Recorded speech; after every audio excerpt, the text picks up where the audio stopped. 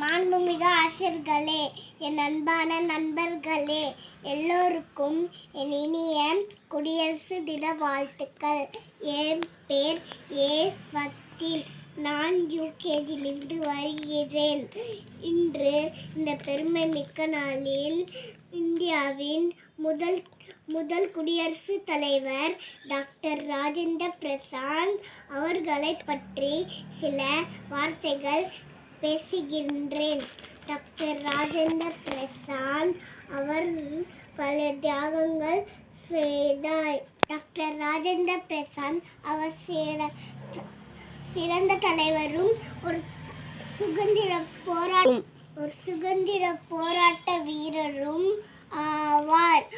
India விடுதலைக்காக அவர் பல தியாகங்கள் செய்தார்.